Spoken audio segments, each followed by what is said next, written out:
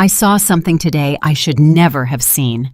My own son Marcus, the man I raised with so much love, rifling through my documents like a thief in my own home. And the worst part is, he doesn't know I saw him. He doesn't know the security camera I sent to be repaired is working perfectly again. It all started 3 days ago when I called the technician to fix the surveillance system. It had been broken for weeks, and I felt vulnerable. A 68-year-old woman living alone after Marcus and his wife, Angelica, insisted on moving in with me to take better care of me. How bitterly ironic. I completely forgot to mention to them that I'd hired someone for the repair. I was so used to them controlling every aspect of my life that it simply slipped my mind. But thank God it did, because otherwise I would have discovered the truth too late. This morning, after Marcus supposedly left for a job interview and Angelica went to the grocery store, I decided to check if the cameras were working on my phone. The app the technician had installed let me see the whole house in real time. At first, I thought about testing it later, but something urged me to do it immediately. I tapped the screen, and there they were, crystal clear images of my living room. My heart stopped. Marcus and Angelica hadn't gone anywhere. They were right there in my living room with all my documents scattered across the coffee table as if it were their personal office. Marcus held my folder of important papers, the one I always kept locked in my bedroom desk. Angelica held papers, examining them one by one in the light from the window. They moved with the familiarity of people who had done this before. "Where's the original deed?"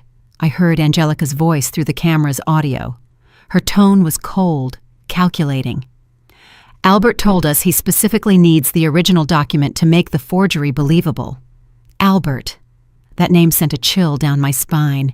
He was a lawyer Marcus had met at some bar, a shady-looking guy who had always given me a bad feeling. Now I understood why. "It has to be here," Marcus replied, his voice heavy with frustration.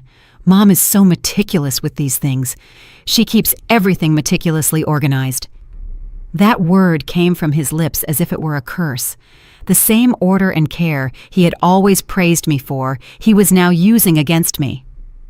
Angelica moved closer to the window, holding a document up to the light. "Look at this, Marcus. It says the house is worth more than $500,000, according to the last appraisal. Albert was right. It's worth all this effort." The house I bought with the sweat of 30 years of work as a nurse, the house where I raised Marcus after his biological father abandoned us when he was just 5 years old. The house I planned to leave him as an inheritance, not a prize for him to steal while I was still alive. "Once we have the deed in our name," Angelica continued, "we can sell and move her into something smaller. A 1-bedroom apartment will be enough for her last years." Her last years. They were talking about me as if I were already dead, as if I were just an obstacle to be removed on their path to prosperity. Marcus walked toward my bedroom. I watched him through another camera as he opened drawer after drawer, searching desperately. "She has to have a safe deposit box or something. She was always so paranoid about important documents." Paranoid. Another word that once meant protection, now turned into a flaw. He came back to the living room with empty hands and a face flushed with frustration. Angelica was waiting, arms crossed, clearly annoyed by the delay. "Albert gave us until Friday to get the original deed," she told him. "Without it, he can't do the job. And without the job, we'll keep living on the crumbs your mother gives us." Crumbs. She called the $700 a month I gave them for their personal expenses crumbs. Money I took from my modest pension to keep the peace in the house. Money that apparently wasn't enough for their ambition. "We'll pressure her more," Marcus said, slumping onto my favorite armchair. "We'll tell her they're medical insurance papers, something urgent she needs to sign. She's been so confused lately she won't even read what she's signing." Confused?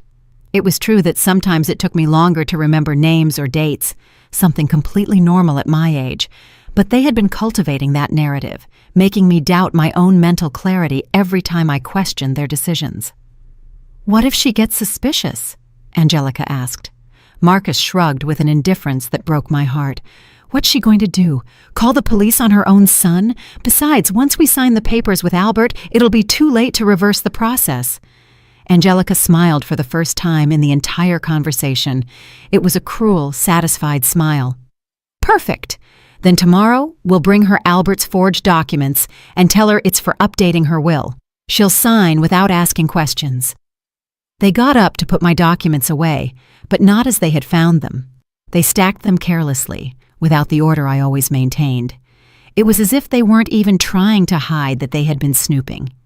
Before leaving the room, Marcus stopped and looked directly at where the camera was installed. For a moment, I thought he had discovered me, that he knew I was watching them, but he just stood there, thoughtful. "I wish we didn't have to do this," he murmured, more to himself than to Angelica. "Are you getting cold feet?" she asked, her tone a mix of surprise and annoyance. "No, but—" Marcus sighed deeply. "She's my mom, Angelica, the woman who raised me alone, who worked double shifts to give me everything I needed." For a moment, a microscopic flash of hope ignited in my chest. Maybe there was something left of the boy who used to hug me when he had nightmares. Maybe there was still salvation for us.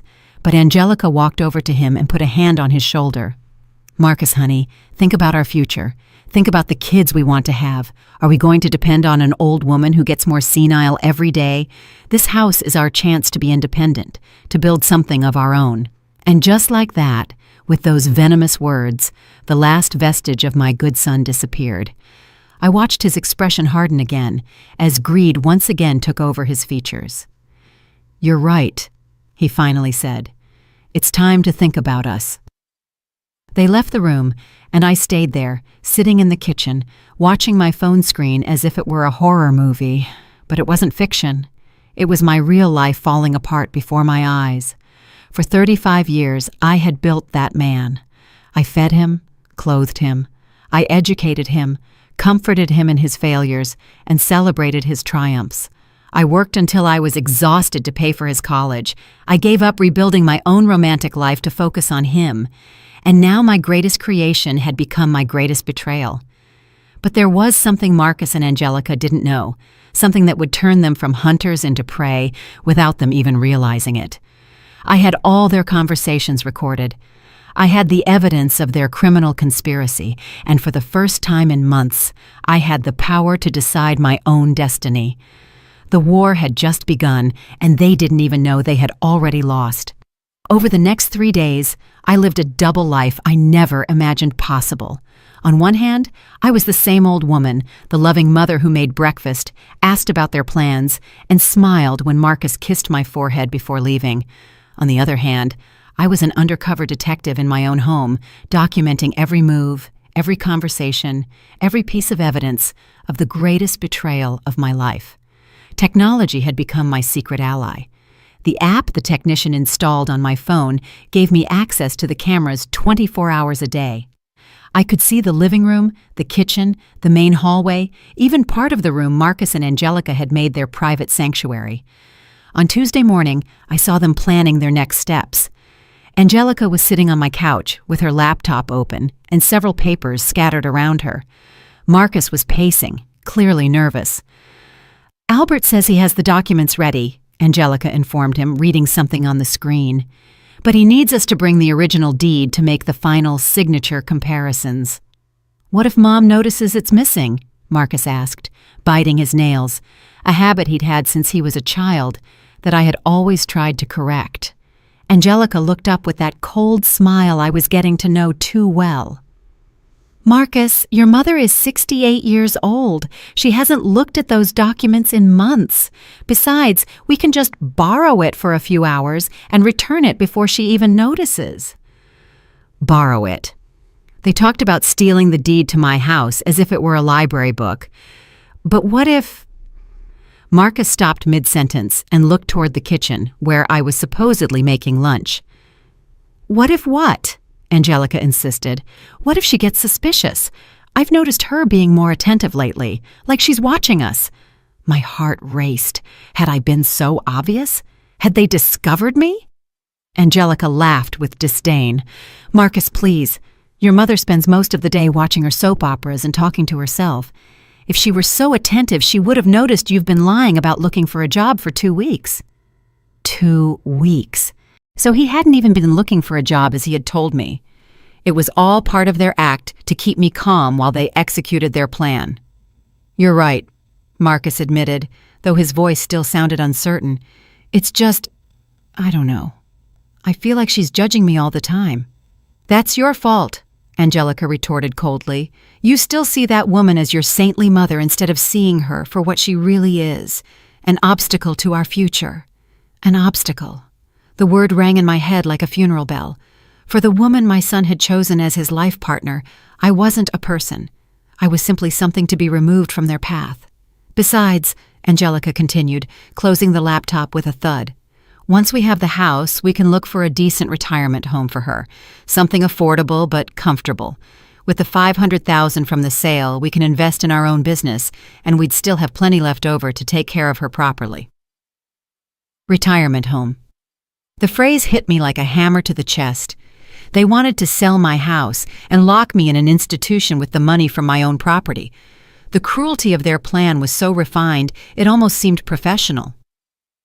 Marcus sat down next to her, and for the first time in days, he seemed to relax. "You really think it'll work?" "Albert's done this before," Angelica replied, stroking his hair as if he were a small child. "He says he has a contact at the public registry who can fast-track the property transfer. The house will be in our names in 2 weeks, tops." 2 weeks. They had everything timed with military precision. "And the money?" Marcus asked. "Albert charges $25,000 for the whole process. It's expensive, but think about it. We're talking about a net profit of over $100,000. It's a worthwhile investment." $25,000.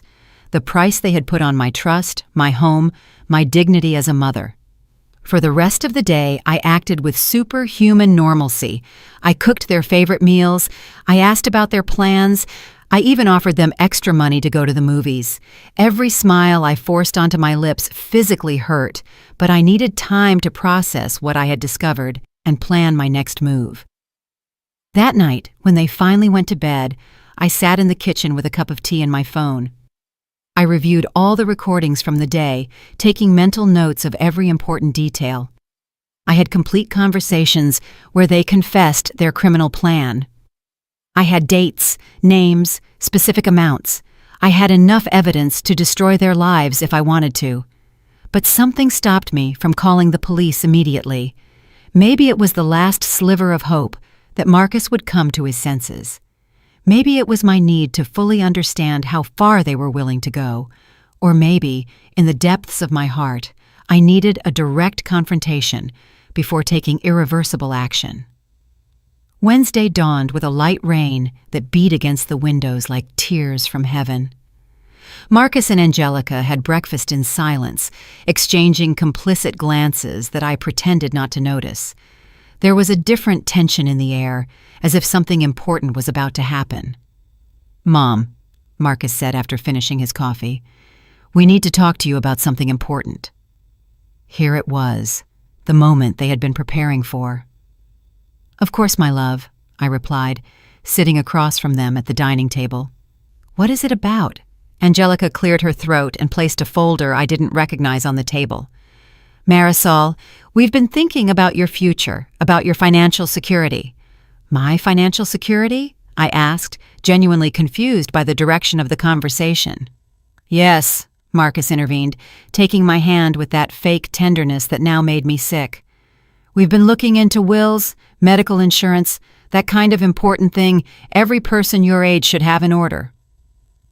Angelica opened the folder and took out several documents that looked official. "A lawyer friend of Marcus's helped us prepare some papers to update all your legal documentation. They're standard forms, nothing complicated." Albert. It had to be him who had prepared those fraudulent documents. "What kind of documents?" I asked, feigning the naivety they expected from me. "Basically, it's to ensure that if anything happens to you," Marcus explained, "both your will and the ownership of the house are legally in order. It also includes an authorization for us to handle your medical and financial affairs if you ever can't do it yourself." Authorization to handle my affairs. They wanted me to sign over a complete power of attorney over my life. It's for your own good, Marisol, Angelica added in a syrupy voice. Imagine if you had an accident or a serious illness. Without these papers, Marcus couldn't help you with anything legal. They handed me the documents, and I could see they were full of complicated legal terms, entire paragraphs in small print that were intentionally difficult to read and understand. But I managed to make out a few keywords: transfer, assignment of rights, irrevocable power. I don't really understand all of this, I said, holding the papers and feigning confusion. Could you explain it to me more slowly? I saw a flash of impatience cross Angelica's face, but Marcus maintained his compassionate smile. Mom, they're boring technical things, he said. The important thing is that you sign here, here, and here. He pointed to several lines marked with small X's. The lawyer says it's urgent because there are changes in tax laws that could affect you if you don't update these documents before next month. Lies. It was all a convoluted lie to pressure me into signing without reading. What if I want to read everything first? I asked. I'm a slow reader, but I like to understand what I'm signing. Angelica's mask of patience began to crack. Marisol, it's over 20 pages of legal jargon. It would take you days to fully understand. And as Marcus said, it's urgent. Besides, Marcus added, we trust that the lawyer did everything correctly. He's a very respected professional. Respected. Albert, the man who, by their own words, had done this kind of fraud before. Well, I finally said, putting the papers on the table. Let me think about it until tomorrow. It's a very important decision, and I want to be sure. The silence that followed was so thick you could cut it with a knife. Marcus and Angelica exchanged a look of alarm they tried to hide. Mom, Marcus said, his voice taking on a firmer tone. We really need you to sign today. The lawyer gave us an appointment for early tomorrow, and if we don't bring the signed documents, we'll lose the opportunity. What opportunity? I asked. Angelica leaned forward, her patience finally exhausted. The opportunity to protect you legally, Marisol. Don't you trust us? Don't you trust your own son? There it was, the emotional manipulation they had been saving as their final card, turning my caution into a matter of family trust. Of course I trust you, I lied, picking up the pen Marcus had placed next to the documents. I just wanted to be sure. I watched them immediately relax. Their faces lit up with a mix of relief and triumphant anticipation. They thought they had won. I held the pen over the first signature line and stopped. You know what? I'm going to call my doctor first to ask if this could affect my medical insurance. Mom! Marcus exploded, completely losing his composure for the first time. You don't need to call anyone, just sign the damn papers! The shout echoed through the house like a gunshot. In that moment, I knew I had gone too far. I couldn't keep pretending. The war had officially begun. Marcus's shout still rang in my ears when I saw his true face for the first time in years. There was no longer a mask of a loving son, no fake smiles, no sweet words, only a man who was desperate and furious because his victim was resisting being devoured. Marcus, I whispered, dropping the pen on the table. Why are you yelling at me? He immediately realized his mistake. I watched as he tried to recompose his facade, as he struggled to regain control of the situation, but it was too late. The beast had shown its fangs. I'm sorry, Mom, he said, running his hands through his hair. I've just been so stressed lately. The financial situation, the job hunt, it's all overwhelming. Angelica put a hand on his arm in a gesture that seemed reassuring, but I knew was a silent warning to control his temper. What Marcus means, she intervened in a calm voice, is that these legal procedures are very stressful for everyone. That's why it's better to get it over with and not prolong it unnecessarily. Unnecessarily. As if my caution were a senile whim and not the basic survival instinct of a woman who had just discovered that her own family was betraying her. I understand you're stressed, I said, getting up from the table, but I'm not signing anything until I'm completely sure what it means. I'm old, not an idiot. The words came out of my mouth with more force than I had used in months. I saw both of them stand still, surprised by my sudden firmness.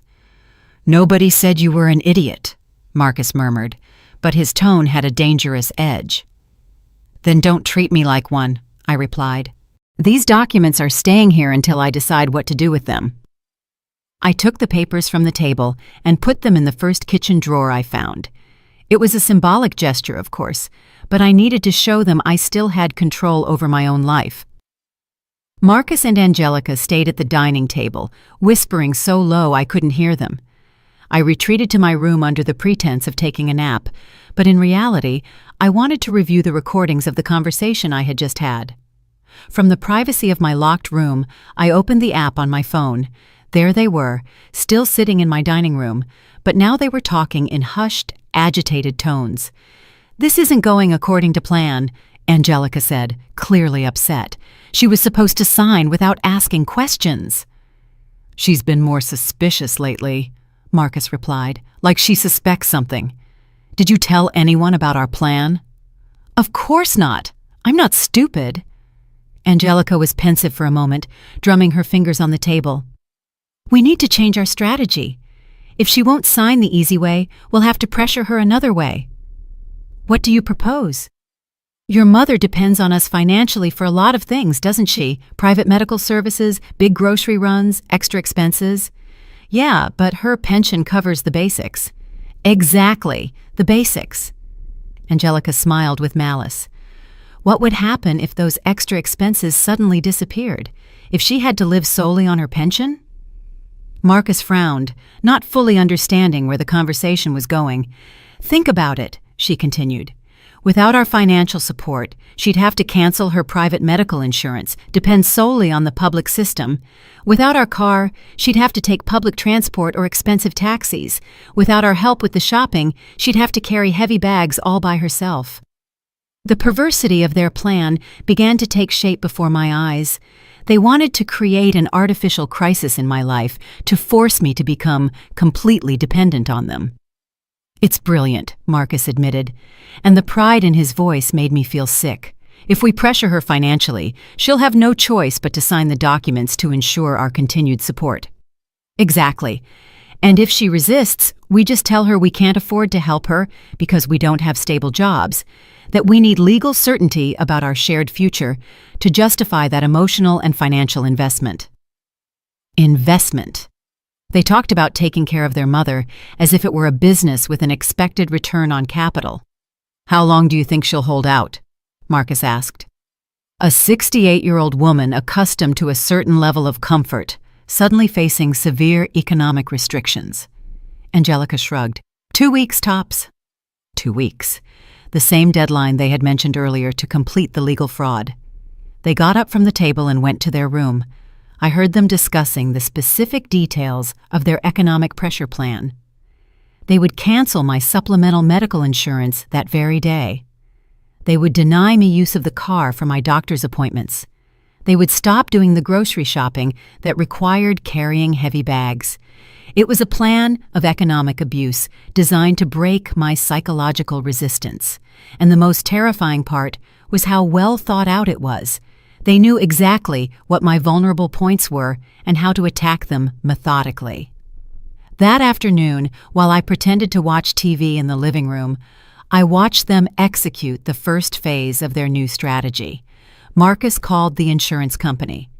"Yes, I want to cancel Marisol Jones's supplemental policy," I heard him say into the phone. "Effective immediately. Correct. I'm her son, and I have legal power for these transactions." Lie. He had no legal power over my affairs, but apparently the company didn't verify that information. Angelica, for her part, reviewed all the expenses they had been covering in recent months. She made a detailed list in her notebook: specialized medications, transportation to medical appointments, grocery shopping, occasional cleaning services. "Tomorrow we start cutting all of this," she told Marcus when he came back from his phone call. "And when she asks why, we tell her we're going through a financial crisis that prevents us from helping her as we used to." "And what if she agrees to live with fewer comforts?" "She won't," Angelica replied with absolute confidence. "I've been observing your mother for months. She's a woman accustomed to a certain order. a certain quality of life. When she feels all that is in danger, she'll sign whatever is necessary to regain stability. They were right about one thing. I was used to a certain level of life, but they were completely wrong to think I wasn't willing to sacrifice it to maintain my dignity and independence. That night, after they fell asleep, I sat in the kitchen to plan my own strategy. I had recordings of all their conspiracies, clear evidence of attempted fraud, and now also of elder abuse. But I still wasn't ready to involve the authorities. There was something inside me, maybe the maternal part that still hoped for a miracle, that needed to give Marcus one last chance to come to his senses. I wanted to confront him directly, show him that I knew everything about his plans, and see if there was anything left of the son I had raised. I decided that the next day I would put my own plan into action. If they wanted to play with psychological pressure, I would show them how someone with 68 years of life experience does it. But first, I needed to make sure all my evidence was backed up in multiple places. I copied all the videos and audio to a USB drive that I hid in a place they would never think to look. I also sent copies by email to an account I had created specifically for this purpose.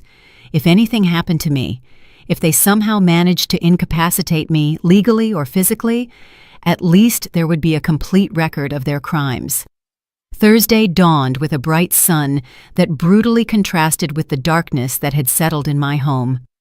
Marcus and Angelica had breakfast as if nothing had happened, but I could feel the tension, waiting for the right moment to explode. "Good morning, Mom," Marcus greeted me with false cheer. "Slept like a baby," I lied. In reality, I had spent most of the night awake, planning every detail of what was to come. "Perfect," Angelica said, "because today we need to talk to you about some changes in our financial situation." Here their show began. I sat at the breakfast table, feigning complete innocence about what they were about to tell me. "What kind of changes?" I asked, pouring coffee into my favorite mug. Marcus exchanged a meaningful look with Angelica before continuing. "Well, Mom, as you know, I've been looking for work for several weeks, without success. Several weeks. Another euphemism for I haven't worked honestly in months. And unfortunately," Angelica added, "our savings are running out faster than we expected." Their savings. They had no savings. They lived entirely on my generosity, and we all knew it. "That means," Marcus continued, with a grave expression, "that we'll have to make some temporary adjustments to the household expenses." "What kind of adjustments?" I asked, though I already knew the answer perfectly. "Well, things like your supplemental medical insurance, using the car for non-urgent appointments, some of the extra expenses we've been covering." Marcus paused dramatically. "They're temporary measures, of course, until we find a more permanent solution." A more permanent solution? They were referring to stealing my house. "I see," I said simply, taking a sip of coffee. "And what would that permanent solution be?" Angelica leaned forward, her eyes bright with anticipation.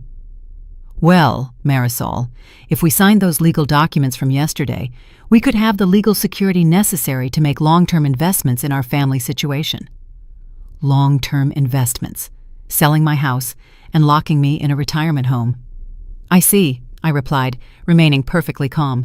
"So the documents from yesterday weren't just for my legal protection." They froze. I had just shown that I had perfectly understood the connection between their economic blackmail and the fraudulent papers. "Mom," Marcus began, "we just want what's best for everyone."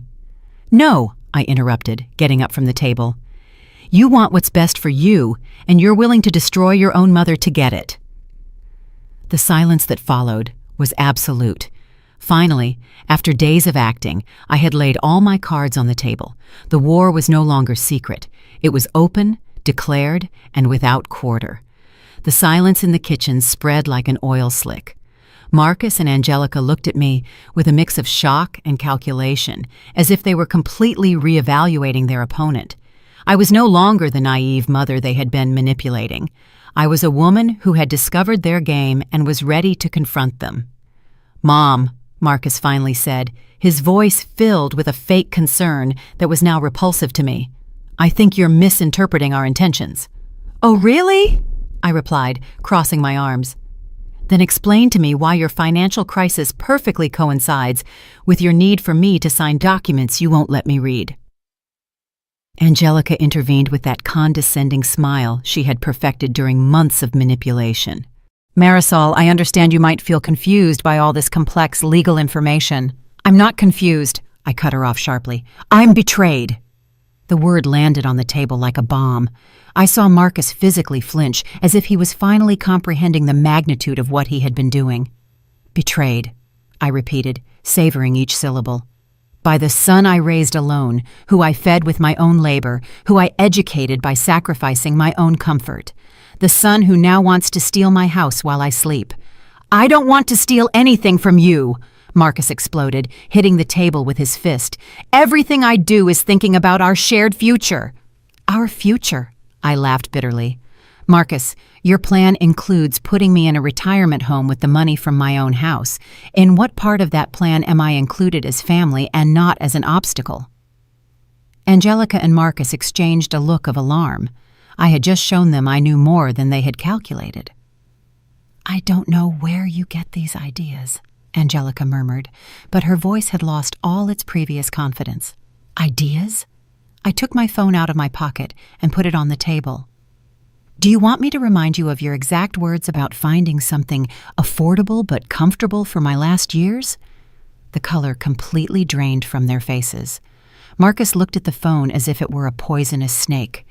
You weren't recording us, he whispered. No, I replied with deadly calm. You were recording yourselves. You forgot that the security camera I sent to be repaired is working perfectly, and you forgot to tell me you were going to confess all your criminal plans in my own living room. Angelica got up abruptly, knocking her chair over.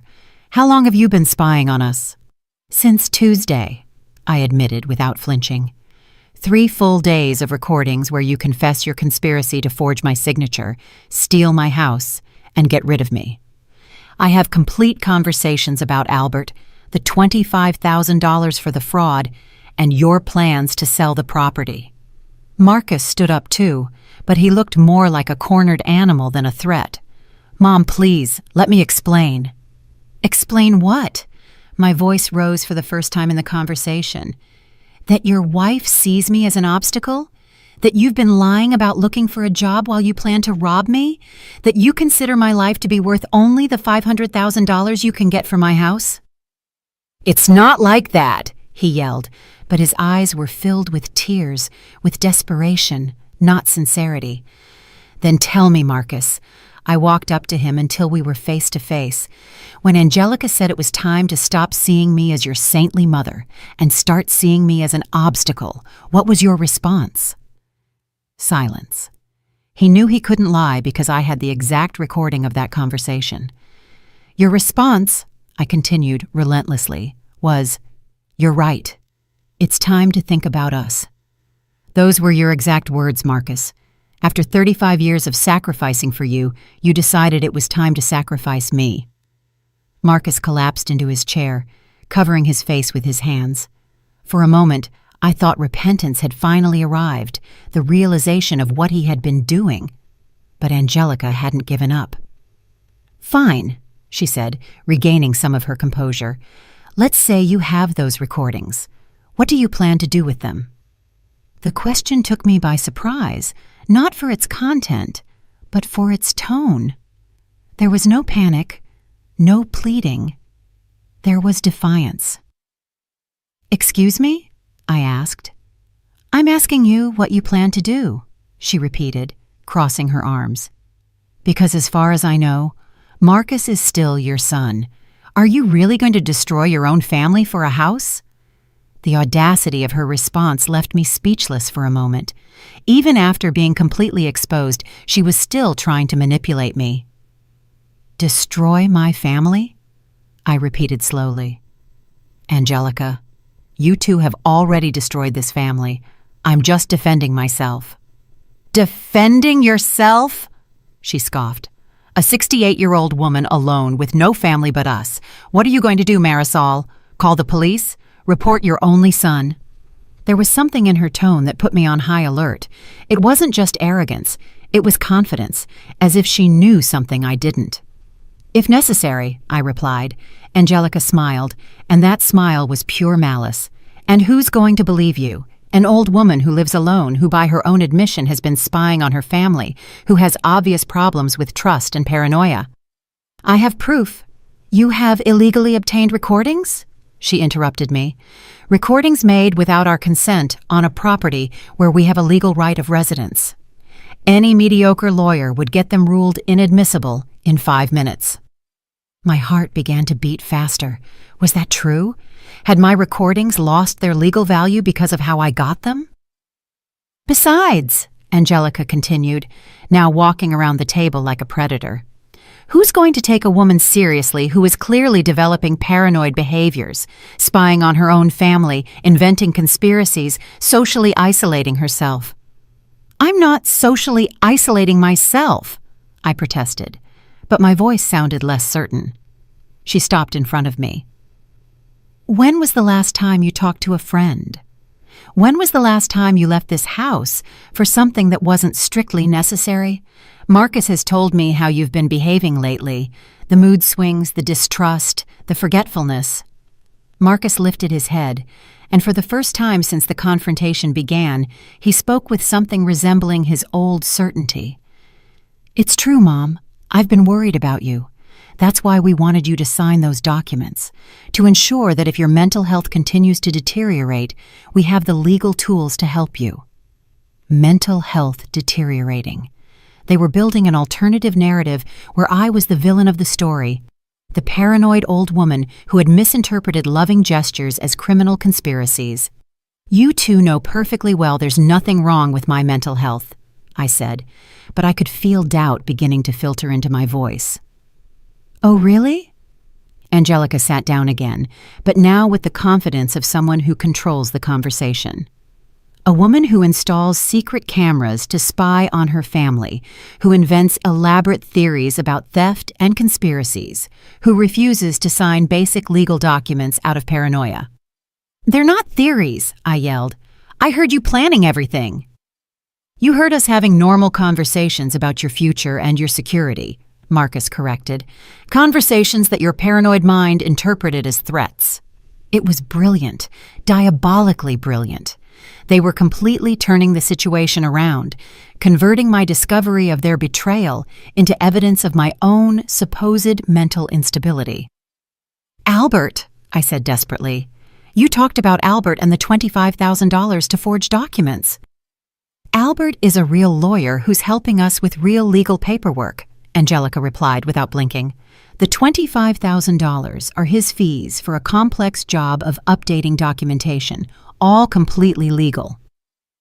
"And the retirement home thing? Selling the house?" Marcus sighed, as if he were talking to a spoiled child. "Mom, we talked about future options in case you ever need specialized care. It's something all responsible families consider." I felt as if the floor were opening up beneath my feet. Every piece of evidence I thought I had, every conversation I had recorded, they were reinterpreting as evidence of my own mental decline instead of their betrayal. But you said I was an obstacle," I murmured, feeling my confidence vanish.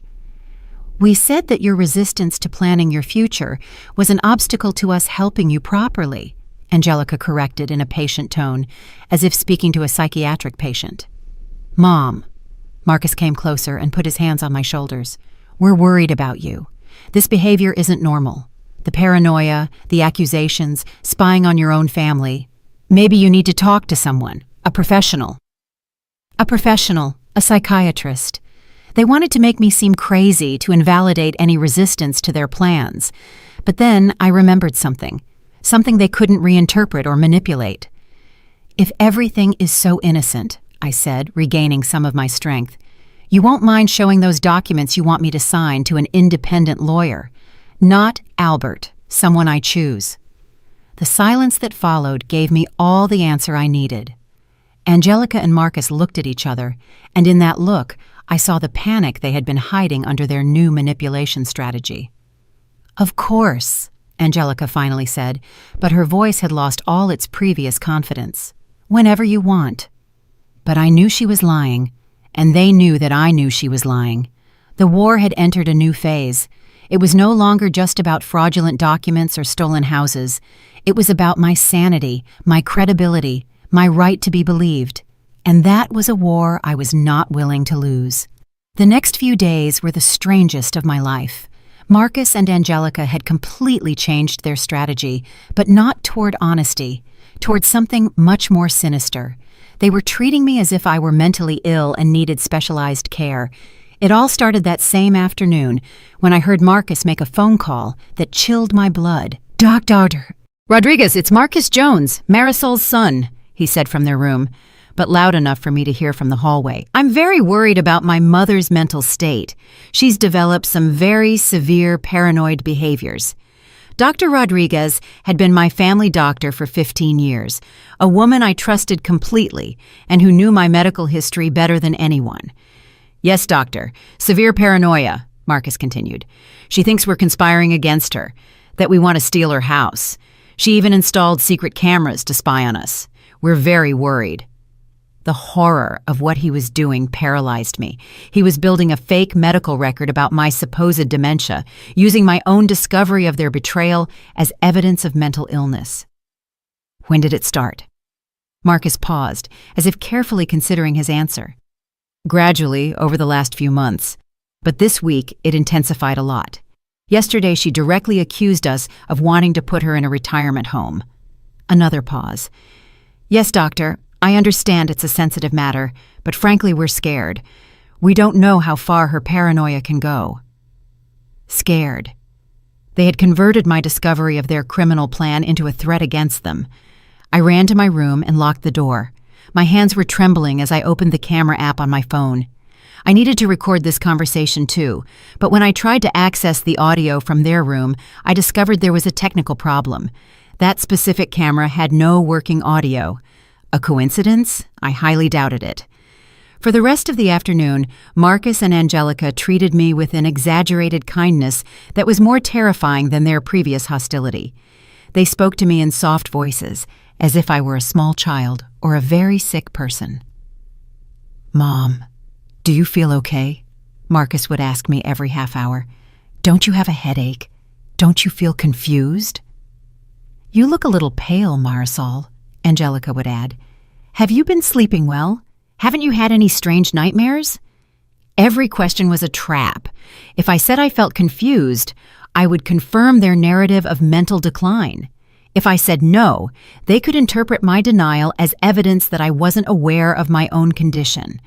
That night, from my room, I heard them planning the next phase of their strategy. "Tomorrow I'm calling Dr. Rodriguez to schedule an urgent appointment," Angelica said. "We need a professional to officially document the deterioration of her mental state." "What if she refuses to go?" Marcus asked. "She can't refuse. We'll tell her it's a routine checkup for her blood pressure. Once she's in the office, we'll talk to the doctor privately to explain the real situation." "You think the doctor will believe us?" "Marcus, we're her family. We've been living with her, observing her behavior day by day. Besides, paranoia in older adults is very common. The doctor has seen cases like this before." They were right about one thing. Paranoia in older adults existed, and doctors saw it frequently.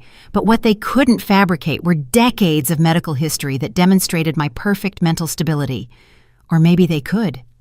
The next day, Friday, Marcus announced at breakfast that he had scheduled a doctor's appointment for me. "It's just a routine checkup, Mom," he said with that new, condescending voice he had developed, "to check your blood pressure and make sure everything is okay." "I don't need a checkup," I replied. "I feel perfectly fine." "Of course you feel fine," Angelica intervened, "but at your age, it's important to have regular checkups. Besides, you've been a little different lately, more nervous, more distrustful." "I'm not nervous or distrustful," I said firmly. "I'm alert because I discovered my own family was betraying me."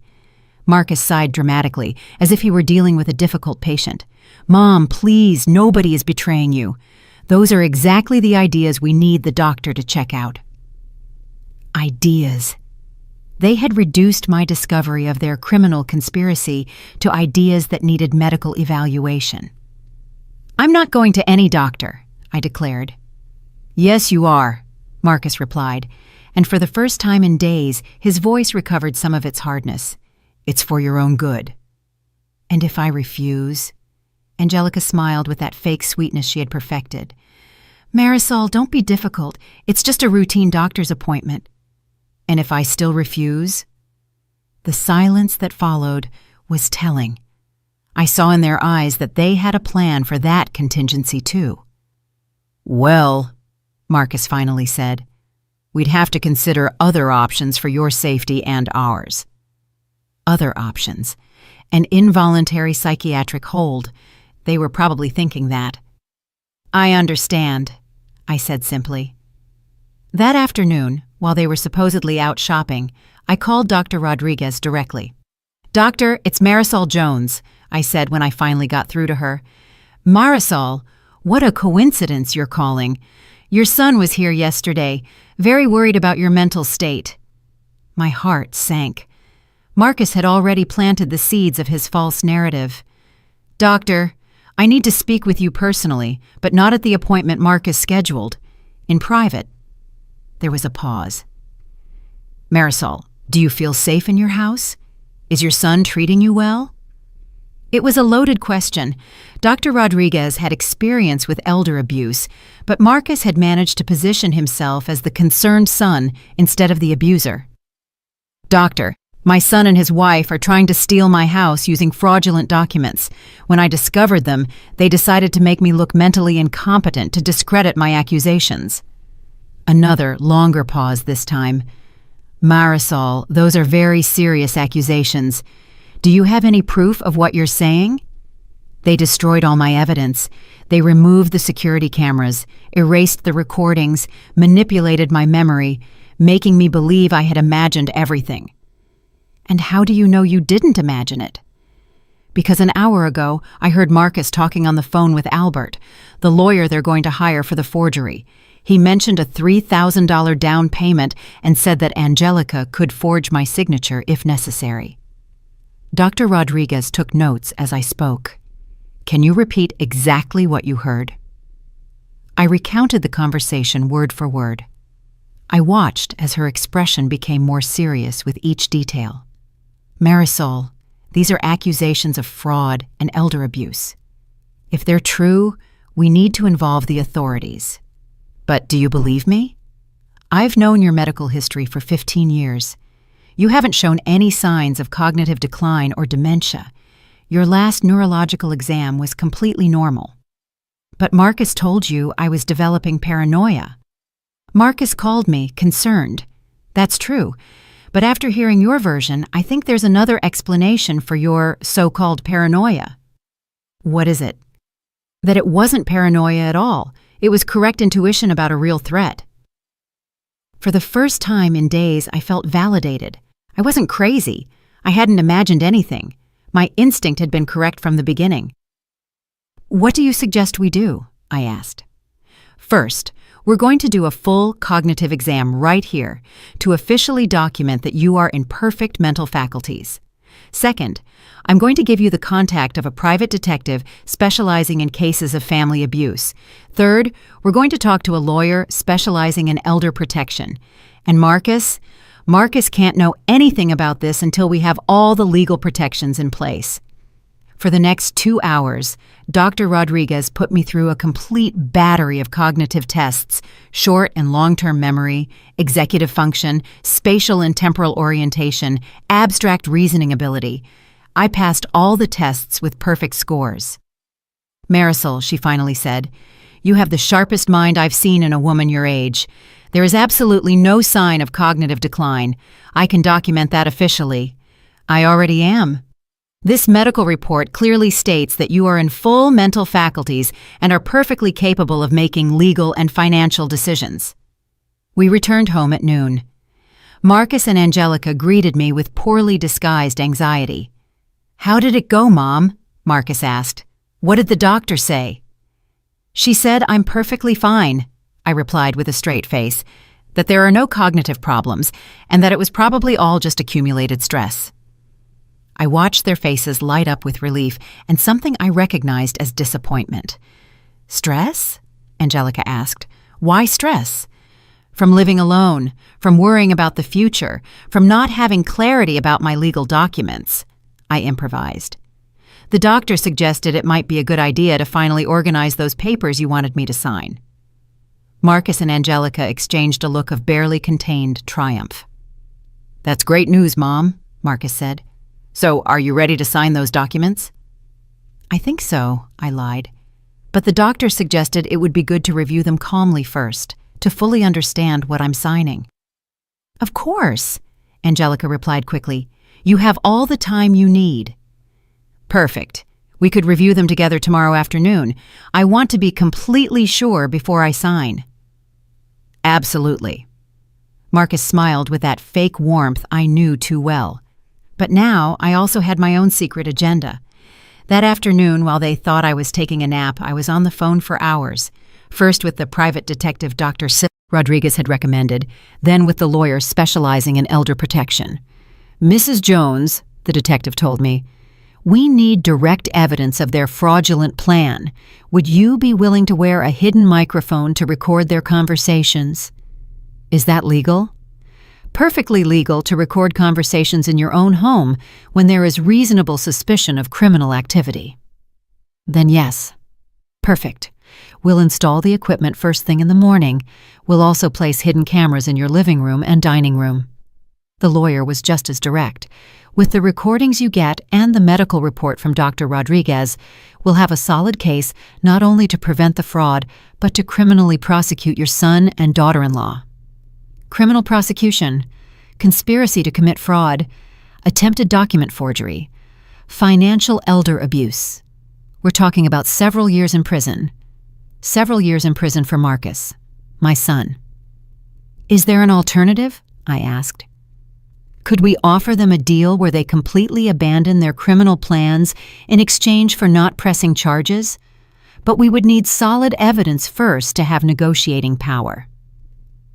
That night, while Marcus and Angelica celebrated in whispers what they believed would be their imminent victory, I carefully planned the trap I was going to set for them. The next day, during our review of the documents, I would have high-quality recordings of everything they said. Finally, I would have the irrefutable evidence I needed. The hunter had officially become the hunted, but they didn't know it yet. Tuesday morning arrived with a crystal-clear light that seemed to portend the end of this nightmare. At 7 a.m, while Marcus and Angelica were still asleep, the private detective and a specialized technician arrived discreetly at my house. In less than an hour, they had installed high-quality microphones on my clothes and microscopic cameras in strategic locations in the living room and dining room. Everything was completely invisible, but capable of capturing every word and every gesture with perfect clarity. Remember, Mrs. Jones, the detective instructed me before leaving, try to get them to specifically confess to their forgery plans. We need them to say clearly that they are going to forge your signature or that they are going to use fraudulent documents. And if they get suspicious, act exactly as you have been acting. Be cooperative but cautious. They expect you to be that way after everything that has happened. At 2 p.m, just as we had agreed, we sat down at the dining table to review the documents. Marcus had spread all the papers on the table, and Angelica had a pen ready next to each page that required a signature. "All right, Mom," Marcus began with that exaggerated patience he had perfected. "We're going to review each document so you understand exactly what you're signing." "Perfect," I replied, discreetly adjusting my blouse to ensure the microphone would pick up everything clearly. Marcus started with the first document, explaining it line by line. It was indeed a power of attorney, but it was worded in a way that would give them almost absolute control over my finances and property. "This document," he explained, "would allow us to handle your affairs if you ever couldn't do it yourself." "And what exactly does couldn't do it myself mean?" I asked. Angelica intervened. "Well, if you had an illness, or if your memory started to fail, or if you simply decided it was too much work to handle everything alone." Or if you two decided my memory was failing? I asked with apparent innocence. Marcus tensed slightly. Why would you say that, Mom? Well, after what happened last week when you thought I was developing paranoia. That was different, he replied quickly. You were showing real symptoms of confusion. Real symptoms or convenient symptoms? The silence that followed was tense. I watched as Marcus and Angelica exchanged warning glances. I don't understand what you mean, Angelica finally said. I mean, it's very convenient that just when I discover you want me to sign documents I don't fully understand, I suddenly develop memory problems that justify you taking control of my life. Marcus leaned forward, his patience beginning to crack. Mom, no one is trying to control your life. No? Then explain to me why this document gives you the power to sell my house without my consent. It doesn't say that, Angelica protested. Yes, it does, I insisted, pointing to a specific clause. It says here that you can dispose of real estate as you see fit for the welfare of the grantor. Marcus sighed in frustration. Mom, that clause exists for emergency situations, if you needed expensive medical care, for example. Or if you decided I needed care in a retirement home. Why do you keep talking about retirement homes? Angelica's voice had a sharp edge. Because I heard you say that with the $500,000 from the sale of the house, you could find something affordable but comfortable for my last years. This time, the silence was absolute. Marcus had gone pale, and Angelica seemed to be quickly calculating her options. I don't know what you're talking about, Angelica finally muttered. Of course you do. Just as you know that Albert isn't a legitimate lawyer, but someone who specializes in forging documents. Marcus abruptly got up from the table. Where did you hear that name? On your phone call yesterday morning, when you told him the old lady was more alert than expected and that Angelica could forge my signature if necessary. The mask finally fell completely. Marcus looked at me with a mix of panic and fury that reminded me of the child who used to throw tantrums when he was caught in a lie. You've been spying on us, he accused. I've been protecting myself, I corrected. From my own son, who decided that robbing me was easier than working honestly. Angelica approached me with slow, deliberate movements. Marisol, no matter what you think you heard, you have no proof of anything. I have no proof? I got up from the table, feeling a strange calm come over me. Are you sure about that? Completely sure, she replied with arrogance, because we made sure you had no proof, like when we removed the security cameras overnight. Exactly, Marcus said, having regained some of his composure, believing he had won. Like when we erased all your imaginary recordings and replaced your USB drive.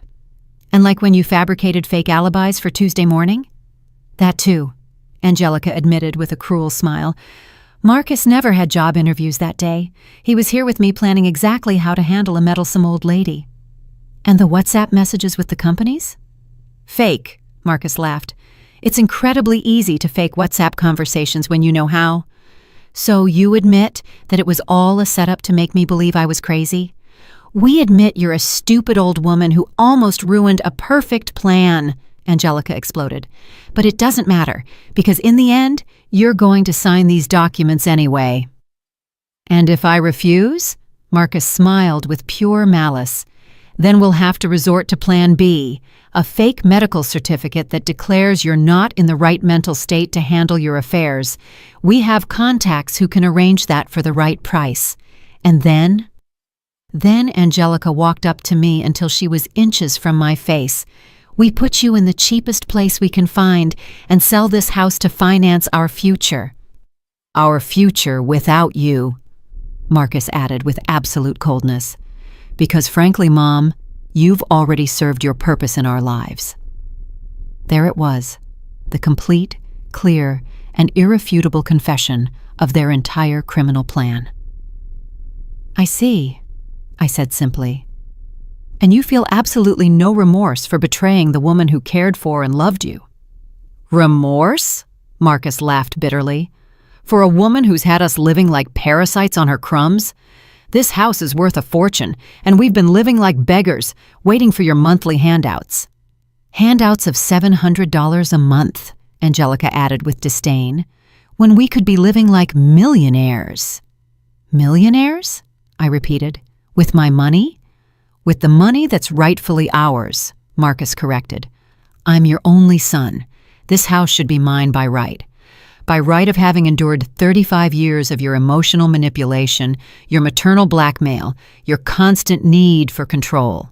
"I see," I said, walking slowly toward the window. "So, all of this is my fault?" "Completely your fault," Angelica confirmed. "If you had been a less selfish mother, if you had given us access to your money voluntarily, none of this would have been necessary." I stayed silent for a long moment, looking out at the yard where I had taught Marcus to ride a bike, where we had played when he was a child, where I had dreamed that someday grandchildren would be running. "Well," I finally said, turning to face them, "I guess now I completely understand who you really are." "And now that you understand," Marcus held the pen out to me, "you can sign these documents and make all of this easier for everyone." I took the pen in my fingers and held it over the first page. "You know what, Marcus?" I told him with a smile he didn't know how to interpret. "You're right about one thing." "What?" "That I'm a stupid old woman." And then I dropped the pen on the table. "But I'm not so stupid as to sign my own death sentence." The look of confusion on Marcus and Angelica's faces lasted for exactly 3 seconds before the front door opened and the private detective, 2 uniformed police officers, and my elder protection lawyer walked in. "Good morning," the detective said in a professional and calm voice. "I'm Detective Johnson. Marcus Jones and Angelica Williams are under arrest for conspiracy to commit fraud, attempted document forgery, and elder financial abuse." The shock on their faces was absolute. Marcus stood frozen like a statue, while Angelica began to back away toward the kitchen as if she could somehow escape what was happening. "This is impossible," Marcus murmured, looking at me as if I were a ghost. "You have no proof of anything." I discreetly took the small microphone I had hidden under my blouse during the whole conversation and put it on the table next to the fraudulent documents. "Actually, I have high-quality recordings of the entire conversation we just had. Recordings where you explicitly confess to your plan to forge my signature, steal my house, institutionalize me against my will, and obtain fake medical certificates to have me declared mentally incompetent." The lawyer walked up to the table and began to collect the documents as he explained. "In addition to the audio recordings, we have high-definition video of this entire conversation, thanks to the cameras we installed this morning while you were asleep. We also have a complete medical report from Dr. Rodriguez that categorically states that Mrs. Jones is in perfect mental faculties and is completely capable of making legal decisions." Angelica finally found her voice, although it sounded broken and desperate. "This is an illegal trap. You recorded us without our consent." "False," the detective replied with professional patience. "Mrs. Jones has the absolute right to record conversations on her own property when there is reasonable suspicion of criminal activity. Besides, you voluntarily confessed all the details of your conspiracy without any coercion." Marcus finally reacted, but not with remorse, with blind fury. "This is all your fault, old lady. If you had been a normal mother, if you had treated us like real family instead of constantly controlling us, none of this would have been necessary." "Marcus," I said with a calm that surprised me, "for 35 years, I worked double shifts as a nurse to give you everything you needed. I gave up rebuilding my romantic life to focus completely on your education and well-being. I paid for your college in full. I supported you financially every time you lost a job. I opened the doors of my house to you when you had nowhere to live." One of the police officers began to read Marcus his rights as he put on the handcuffs, but I continued to speak because I needed to say these words that had been growing in my chest for weeks. All I asked for in return was respect, honesty, and something resembling the filial love any mother deserves.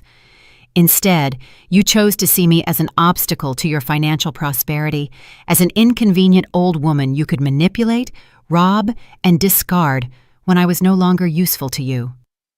Angelica, as the second police officer also put handcuffs on her, yelled in desperation, "We took care of you! We lived with you! We kept you company! We helped you with everything!" "You took care of me like vultures care for a dying animal," I retorted, without raising my voice, waiting patiently for the right moment to devour the remains.